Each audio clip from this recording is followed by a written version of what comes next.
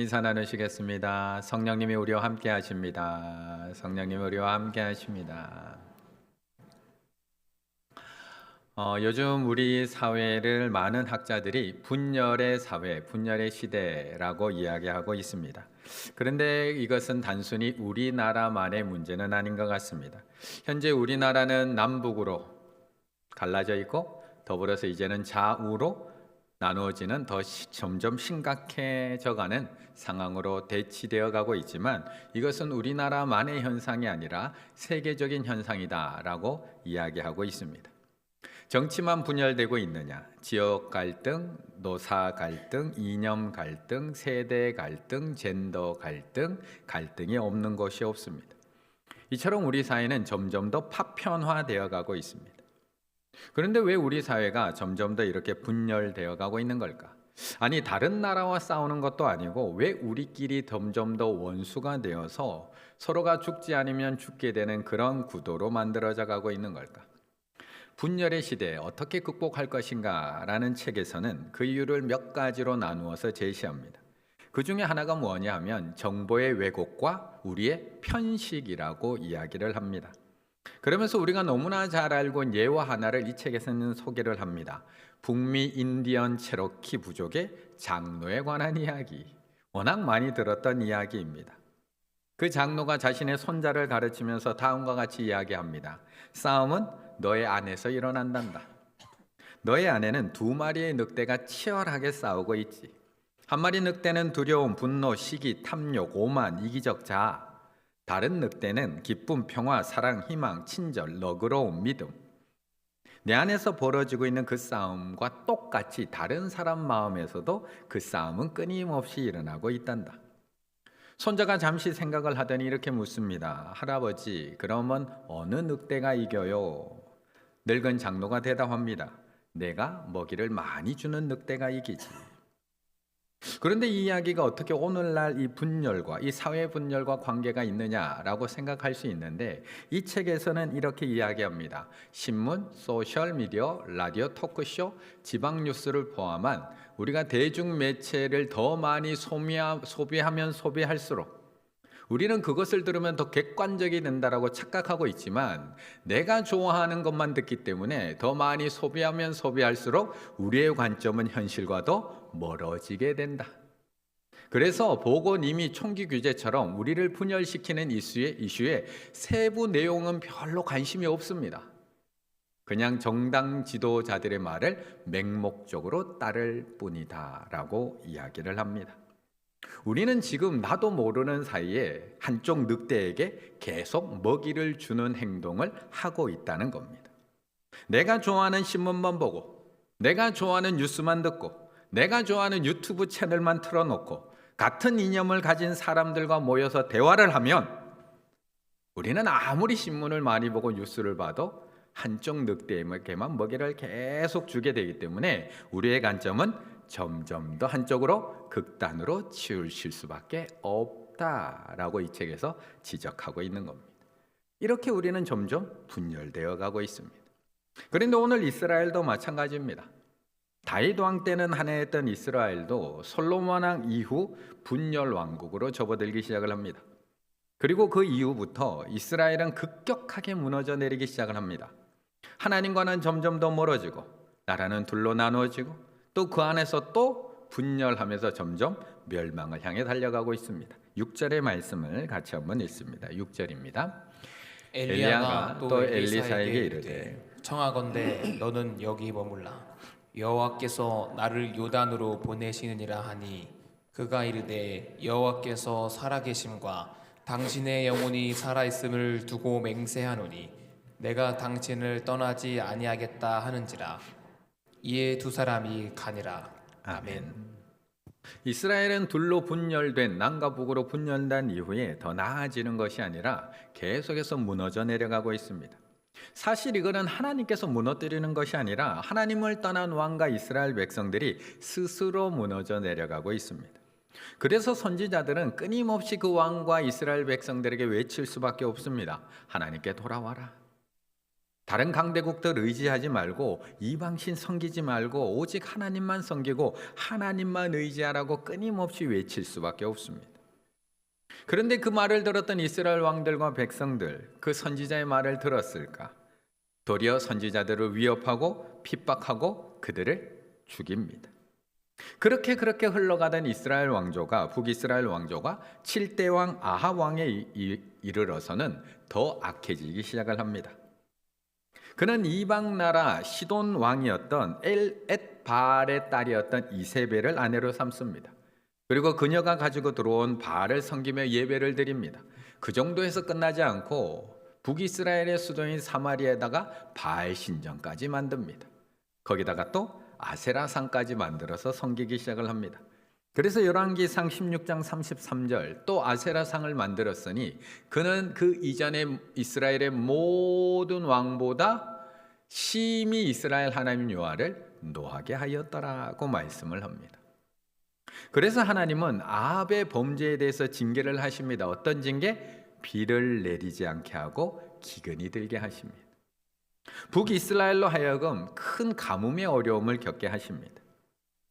그렇게 하게 되면 자신의 죄를 조금 돌아보고 내가 잘못했지라고 생각하면 참 좋은데, 회개하면 참 좋은데 우리는 늘 그 원인을 다른 사람에게 찾습니다. 열왕기상 18장 17절 엘리야를 볼 때 아합이 그에게 이르되 이스라엘을 괴롭게 하는 자여 너냐?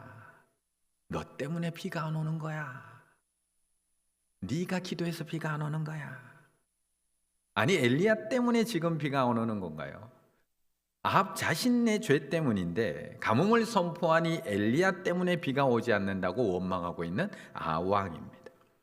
이후에 엘리야는 바알과 아세라 선지자, 우리가 너무나 잘 알고 있는 갈멜살 전투에서 이 850명의 이방 선지자들과 불의 대결을 펼쳤고 우리가 너무나 잘 아는 것처럼 그곳에서 큰 승리를 거두게 됩니다. 그런데 이렇게 열심히 하나님께 순종하며 살겠던 엘리사가 이제 하늘로 승천할 때가 가까웠습니다. 그런데 이 놀라운 사실을 엘리야 본인만 알고 있었던 것이 아니라 그를 따르고 있었던 엘리사와 선지 생도들까지도 다 알고 있었다고 오늘 본문에서 이야기합니다. 3절 베델에 있는 선지자의 제자들이 엘리사에게로 나와 그에게 이르되 여호와께서 오늘 당신의 선생 엘리야를 당신의 머리 위로 데려갈 줄을 아시나이까? 하니 이르되 나도 또한 아노라. 너희도 아니? 너희는 잠잠하라 하니라. 그러니 제자 엘리사는 불안할 수밖에 없습니다. 지금까지 이스라엘을 굳건하게 지켜왔던 엘리야가 승천하게 되었으니 걱정될 수밖에 없습니다. 지금까지는 아합과 같은 그런 악한 왕이 있었어도 이방 나라들이 막강한 군사력으로 이스라엘을 공격해와도 엘리야가 있었기 때문에 엘리야가 있어서 그래도 이 나라를 지켜올 수 있었는데 이제 그 엘리야가 승천을 한다는 겁니다. 엘리사 이제 어떻게 해야 할까요? 그런데 참 재미있는 것은 오늘 엘리야가 승천하기 위해서 이동하고 있는 코스가 오늘 본문에 소개하고 있습니다. 엘리야를 그냥 하늘로 들어 올리실 거면 그냥 그 자리에서 오늘 기도하는 자리에서 우리를 그냥 들어 올리시면 되는데 그냥 제자들 많은 데서 저를 들어 올리시려면 우리 성도님들 많은데 지금 싹 들어 올리시면 얼마나 좋겠습니까? 이야 우리 목사님 승천했어. 그냥 그 자리에서 들어 올리시면 되는데 하나님께서는 엘리야를 길갈에서부터 계속해서 이동을 시킵니다. 1절부터 이렇게 이동을 해갑니다. 1절 엘리야가 엘리사와 더불어 길갈에서 나가더니 2절 여호와께서 나를 베델로 보내시느니라. 4절 여호와께서 나를 여리고로 보내시느니라. 6절 여호와께서 나를 요단으로 보내시느니라. 계속해서 보내십니다. 결국 엘리야가 이동한 코스를 보면 길갈, 베델, 여리고, 요단 순으로 이동을 하고 있습니다. 그런데 이 순서를 조금만 가만히 들여다보면 이 코스는 여호수아와 이스라엘 백성들이 요단강을 건너 가나안에 들어와서 차지해 나갔던 순서를 거꾸로 돌아 나가고 있다는 것을 알 수가 있습니다. 여호수아와 이스라엘 백성들은 요단을 건넙니다. 그리고 첫 번째 성 여리고를 만나서 여리고를 무너뜨립니다. 그리고 베델 바로 옆에 있는 3km 정도 떨어져 있는 아이성을 두 번째 전투를 통해서 차지를 합니다. 그리고 여호수아는 길갈에 거점을 두고 가나안을 정복해 나갑니다. 그런데 오늘 엘리야는 그 길을 거꾸로 돌아가고 있습니다. 이스라엘 백성들이 거점으로 삼고 있었던 길갈에서 출발을 해서 베델로, 그리고 이스라엘 백성들이 건너왔던 여리고를 지나 건너왔던 요단으로 이동하고 있는 겁니다. 하나님은 왜 이렇게 엘리야를 이동시키고 있는 걸까? 왜 엘리사와 제자들에게 엘리야가 자꾸 거꾸로 돌아가고 있는 모습을 보게 하시는 걸까요? 왜? 이 부분에 대해서도 학자들의 다양한 의견이 있습니다. 어떤 신학자들은 하나님께서 이 엘리야가 모세와 같은 큰 선지자였음을 보여주기 위해서, 제자들에게 보여주기 위해서 요단으로 거꾸로 돌려보낸다고 이야기하고 있습니다. 이 이야기는 무슨 이야기냐? 모세가 요단강을 건너지 못하고 요단 동편에서 죽었던 것처럼 모세와 같이 큰 선지자였던 이 엘리야도 모세와 똑같이 요단 동편에서 그의 삶을 마무리하는 것으로 우리 엘리야는 모세와 같은 선지자였다라는 것을 보여주고 있는 장면이라고 이야기하고 있습니다. 그런데 또 하나 주요한 의견은 너희가 은혜로 걸어왔던 그 길을 다시 거꾸로 돌이키겠다라는 의미라는 겁니다. 너희가 은혜로 걸어왔던 그 길을 다시 거꾸로 돌이키겠다. 너희가 하나님의 은혜로 애굽에서 구원을 받고 요단을 건너 가나안에 입성을 하였고 길갈에서 너희가 애굽에서 수치를 다 씻었었는데 다시 하나님을 버리고 우상을 섬기는 너희들 약속의 땅에서 다시 돌려보내시겠다. 은혜를 버린 너희들 다시 은혜를 쏟아버리게 하겠다. 하나님의 영광이 너희를 떠났다. 엘리야가 역순으로 거꾸로 나가는 모습을 보면서 하나님을 떠난 너희들이 이스라엘, 이 가나안에서 어떻게 쫓겨나갔는지를 보여주고 있다는 겁니다. 이처럼 세상은 점점 죄의 자리로 돌아가고 있습니다. 죄의 자리로. 하나님께서 은혜로 이까지 끌고 오고 있는데 우리들은 또 그 은혜를 역순으로 돌이키며 다시 제자리로 돌아가고 있습니다. 우리나라에 처음에 복음을 전해주었던 그 나라들이 지금은 어떻게 되어 있나요? 우리에게 수많은 선교사들을 보내주었던 영국과 캐나다와 호주와 네덜란드 그 나라들은 어떻게 되어가고 있나요? 함께 청교도들이 신앙의 자유를 위해서 도착했던 복음의 땅 미국은 지금 어떻게 되어가고 있나요? 아니요, 다른 나라 보지 말고 우리나라는 지금 어떻게 되어가고 있나요? 복음으로 변화되어 가던 이 나라 다시 원래의 자리로 돌아가고 있는 모습 아닌가요? 다시 원래의 자리로, 다시 세상과 똑같은 모습으로 살아가고 있는 우리들의 모습이 아닌가? 그렇다면 오늘 이 밤 우리가 구해야 될 것은 무엇일까? 오늘 이 밤 은혜를 잃어버려가고 있는 이 시대 속에 우리가 구해야 될 것은 무엇일까? 9절의 말씀을 같이 한번 읽어보겠습니다. 9절입니다. 건너매 엘리야가 엘리사에게 이르되 나를 내게서 데려감을 당하기 전에 내가 내게 어떻게 할지를 구하라. 엘리사가 이르되 당신의 성령이 하시는 역사가 갑절에나 내게 있게 하소서 하는지라. 아멘. 그런데 오늘 엘리야가 이동하는 이 경로, 길갈에서부터 시작을 해서 베델, 여리고 그리고 요단으로 가던 이 경로를 똑같이 쫓아가고 있는 한 사람이 있습니다. 바로 엘리사입니다. 그는 엘리야가 계속해서 따라오지 말고 넌 여기 머물러, 넌 여기 머물러 라고 함에도 불구하고 계속해서 따라갑니다. 아니 한 번쯤은 예의상 그럴 수 있습니다. 오지 마, 갈게요. 예의상 한 번쯤 그럴 수 있습니다. 그런데 엘리야서는 한두 번이 아니고 무려 3번이나 나는 당신을 떠나지 아니하겠습니다 라고 맹세하며 쫓아가고 있습니다. 2절 엘리야가 엘리사에게 이르되 청하건대 너는 여기 머물라. 엘리사가 이르되 여호와께서 살아계신과 당신의 영혼이 살아있음을 두고 맹세하노니 내가 당신을 떠나지 아니하겠나이다 하는지라. 4절 엘리야가 그에게 이르되 엘리사가 청하건대 너는 여기 머물라. 맹세하노니 내가 당신을 떠나지 아니하겠나 하니라. 6절 엘리야가 또 엘리사에게 이르되 청하건대 너는 여기 머물라. 맹세하노니 내가 당신을 떠나지 아니하겠나이다 하는지라. 좀 여기 있으라고. 나 혼자 좀 가자. 저 따라가고 싶어. 좀 있으라고. 교회 좀 갔다 오기 좀 있으라. 엄마 가고 싶어. 좀 있으라고. 지금 이거 하고 있는 겁니다. 지금 이거 하고. 한 번쯤은 시어머니 나오미를 따라갔던 롯도 똑같이 했던 고백입니다. 내가 어머니를 떠나며 어머니를 따르지 말라고 강권하지 마옵소서. 어머니께서 가시는 곳에 나도 가고 어머니께서 머무르시는 곳에 나도 머물겠나이다. 우리도 한두 번쯤은 이렇게 고백하며 살아갑니다. 하지만 오늘 엘리사는 무려 3번이나 이 대답을 똑같이 반복합니다. 길갈에서, 베델에서, 요단에서. 엘리야가 장소로 옮길 때마다, 엘리야가 너는 그냥 여기 머물러 있어 당부할 때마다 엘리사는 똑같이 나는 당신을 떠나지 않겠습니다 라고 맹세하고 있는 겁니다. 그러자 요단을 건넌 엘리야가 하나님의 부르심을 받기 전 엘리사에게 도대체 네가 원하는 게 뭐냐? 라고 묻게 됩니다. 그것이 9절의 말씀입니다. 건너매 엘리야가 엘리사에게 이르되 나는 내게서 데려감을 당하기 전에 내가 내게 어떻게 할지를 구하라. 엘리사가 이르되 당신의 성령이 하시는 역사가 갑절이나 내게 있게 하소서 하는지라. 아멘. 도대체 엘리사는 왜 이렇게 해야만 했던 걸까? 왜 이렇게? 왜 오늘 본문에서는 이 부분을 3번이나 반복해서 우리에게 보여주며 강조하고 있는 걸까요? 왜?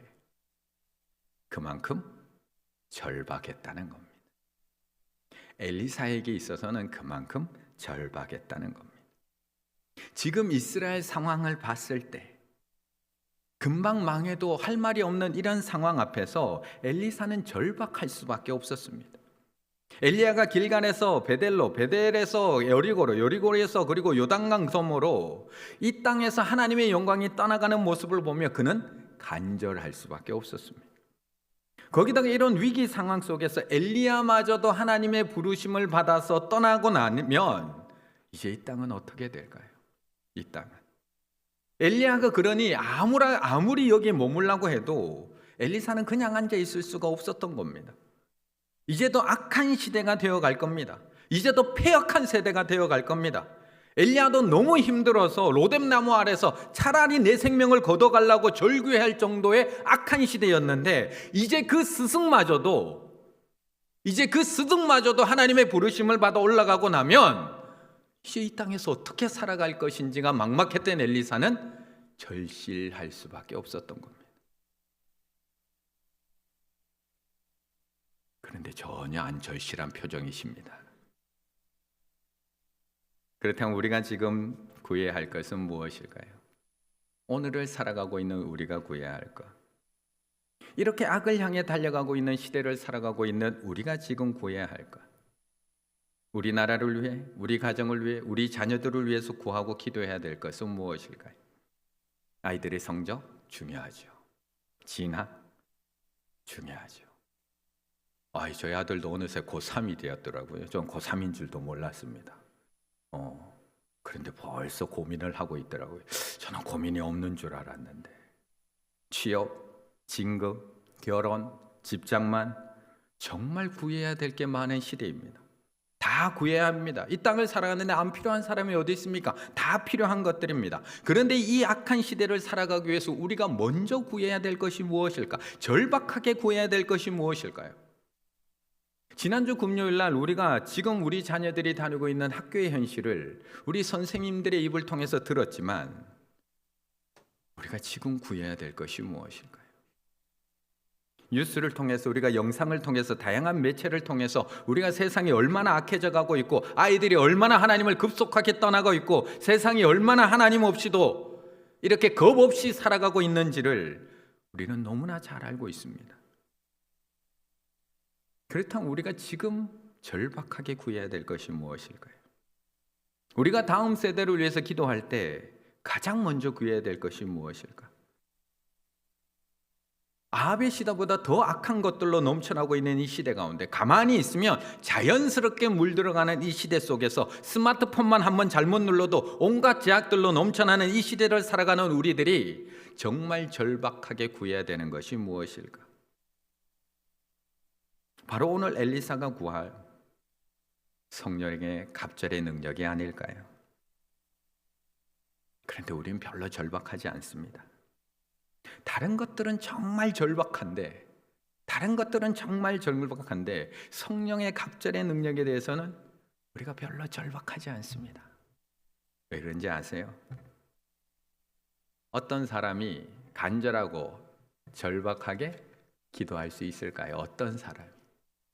첫째로 나의 연약함을 아는 사람, 둘째로 시대의 악함을 아는 사람, 셋째로 능력의 원천이 하나님께 있음을 아는 사람. 다시 한번, 어떤 사람이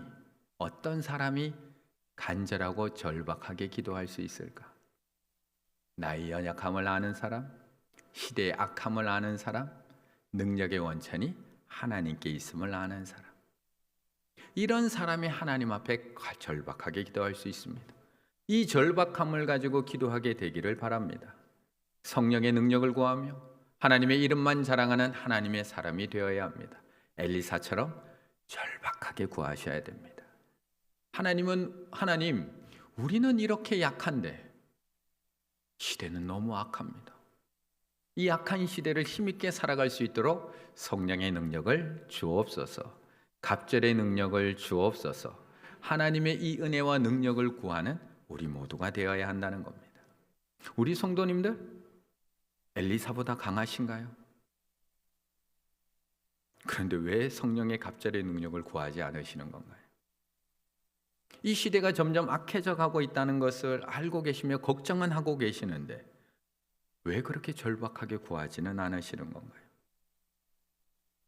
능력의 원천에 하나님께 있음을 믿고 계시는가요? 그런데 왜 간절함으로 구하지는 않으시는 건가요?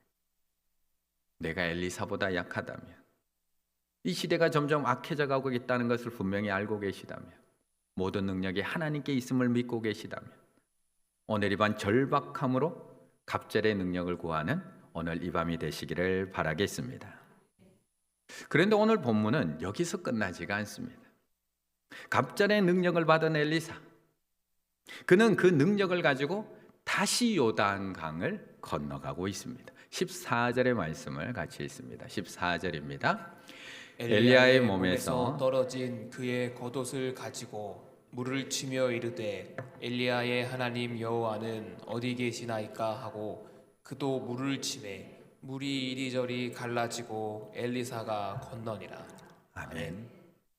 드디어 엘리야의 영적 능력이 절박하게 구했던 엘리사에게 임하게 됩니다. 엘리야가 하늘로 올라가며 떨어뜨린 그의 겉옷을 가지고 엘리사가 요단강을 쳤더니 물이 이리저리 갈라지기 시작을 합니다. 그렇게 절박하게 구했던 성령의 갑절의 능력이 엘리사에게 임했던 겁니다. 그렇다면 이제 이 능력을 가지고 엘리사는 무엇을 해야 할까요? 우리 성도님들은 그렇게 구하는 이 갑절의 능력이 나에게 정말 생긴다면 그걸 가지고 뭐 하시겠습니까? 그동안 나를 괴롭혔던 그 사람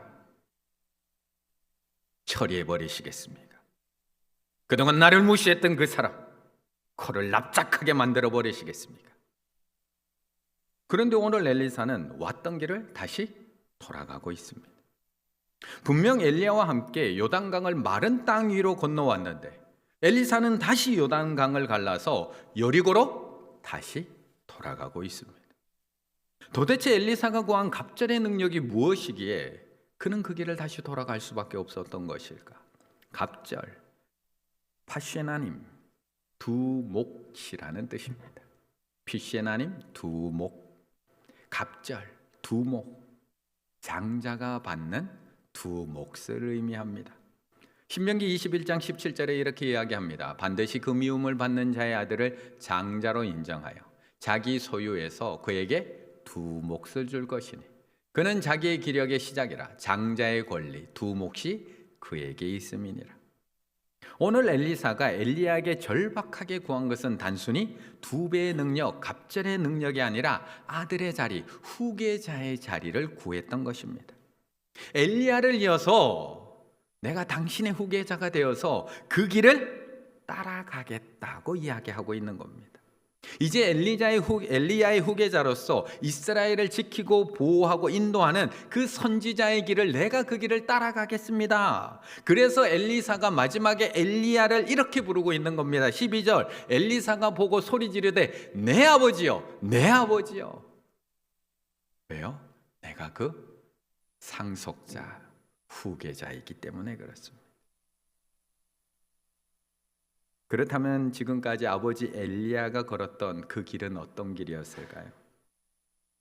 엘리야가 그 놀라운 영적 능력을 가지고 지금까지 엘리야가 편안한 길, 좋은 길, 남들이 다 가고 싶은 하는 그 꽃길만 걸으면서 여기까지 왔던 것일까? 우리는 엘리야가 어떤 길을 걸어서 여기 왔는지 다 알고 있습니다. 엘리야는 하나님께 주시는 그 능력으로 힘든 길을 걸어서 여기까지 왔습니다. 무너져 내려가는 이스라엘을 지키고 보호하기 위해서 그는 고난의 길을 선택하며 걸어왔습니다. 하나님의 명령대로 엘리야는 수년 동안 이 땅에 비도 이슬도 내리지 않을 것이라고 선포를 합니다. 그렇게 선포하고 나서 그 기간 동안 엘리야가 어디 좋은 곳에 가 있다가 자기 혼자만 피해 있다가 돌아온 것이 아니라 홀로 그리 시냇가에 머물며 하나님께서 보내주신 까마귀가 먹여주는 떡과 고기를 공급받으며 그 시냇가 물을 먹고 살았던 것이 엘리야입니다. 시냇가 물이 다 마를 때까지. 쉬운 일이었을까요? 그 일이. 그는 자신의 능력으로 먹고 싶은 것 마음껏 먹고 하고 싶은 거 마음껏 하며 살았던 것이 아니라 사르밧 과부와 같이 그렇게 어렵고 힘든 가정을 찾아가 그들이 섬겨주는 작은 떡 조각 하나 그거 먹고 살았던 사람이 엘리야입니다. 850의 이방 선지자들과 싸울 때도 그는 홀로 외로이 싸웁니다. 자신의 편 한 명도 없습니다. 이스라엘 백성들이 그의 편을 들었을까요? 아니요. 아합이 너 때문이야 라고 이야기할 때 이스라엘 백성들도 똑같이 아합의 편에 서 있었습니다. 그래서 그는 홀로 외로이 그들과 싸울 수밖에 없었습니다. 그러니 얼마나 외로웠을까요? 얼마나 억울하고 얼마나 힘들고 얼마나 고통스러웠을까요? 그런데 850명의 이방 선지자들과 싸움에서 승리했음에도 불구하고 이시벨이라는 왕비가 내일 이맘때까지 너를 바알의 선지자들처럼 내가 너를 죽여버리겠다고 협박까지 받습니다. 하나님이 주신 영적 능력으로 오직 하나님을 위해서 이스라엘을 위해서 살아왔던 엘리야, 결국 로뎀 나무 아래 쓰러져서 하나님 앞에 절규하는 겁니다. 여호와여 넉넉하오니 지금 내 생명을 거두어 가옵소서. 여기서 죽여달라고 절규하는 엘리야입니다. 나중에 호렙산 앞에 섰을 때 겨우 기력을 해서 호렙산 앞에 섰을 때도 하나님 앞에 오직 저만 남았다고, 오직 나만 남았다고. 물론 숨겨둔 선지자들이 있었지만 엘리야는 홀로 그 길까지 싸우며 왔다는 겁니다. 얼마나 힘들고 외로운 길을 걸어왔을까요? 그러니 엘리야를 따라오려고 하는 엘리사 말려야 될까요? 말아야 될까요? 그냥 따라오도록 놔둬야 될까요? 말려야 될까요? 나의 후계자가 되어서 나를 따라오려고 하는 엘리사 여기 머물라고 말려야 될까요? 그래 잘 왔어 따라와 라고 끌고 가야 될까요? 신학을 한다고 하는 저희 아들 제가 말려야 될까요? 그래 잘 왔어 데리고 가야 할까요? 신학한다는 건 아닙니다. 네, 절대 마음 없습니다. 네, 예를 든 겁니다. 예를. 말려야 될까요? 따라오라고 해야 될까요? 그래서 말리는 겁니다. 여기 머물라, 여기 머물라. 오늘 본문에서 엘리야가 3번이나 엘리사에게 여기 머물라고 하는 이유는 이 길이 좋은 길, 넓은 길, 편안한 길, 즐거운 길이 아니기 때문입니다. 그래서 엘리야가 나중에 이렇게 엘리사에게 이야기해 주는 겁니다. 10절 이르되 내가 어려운 일을 구하는도다. 이 길이 얼마나 어려운 길인지를 모르고 구하는 그 엘리사에게 내가 어려운 일을 구하는도다 라고 이야기해 주고 있는 겁니다. 그런데도 엘리사는 계속해서 내가 당신을 떠나지 않겠다고 맹세하고 또 맹세하고 계속해서 쫓아갑니다. 그리고 결국 그는 갑절의 능력, 귀시나임, 장자의 두목, 엘리야의 후계자가 되었고 엘리야가 걸어갔던 그 고난의 길, 아픔의 길, 희생의 길, 외로운 길, 십자가의 길을 따라가고 있는 것입니다. 그렇다면 우리 성도님들은 그 갑절의 능력을 받아서 도대체 어디에 사용하시겠습니까?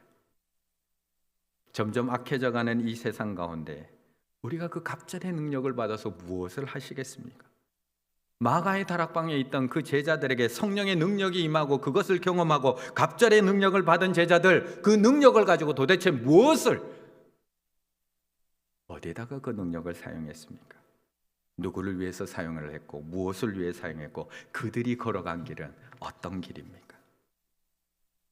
오늘 이 밤 다른 것보다 성령의 능력을 구하는 밤이 되시기를 바라겠습니다. 점점 악해져가고 타락해가고 썩어져가는 이 세상을 승리하며 살아가기 위해 갑절의 능력을 구하시기를 바라겠습니다. 엘리사가 엘리야를 끝까지 쫓아가며 절박하게 성령의 능력을 구했던 것처럼 오늘 이 밤 구하고 또 구하시기를 바라겠습니다.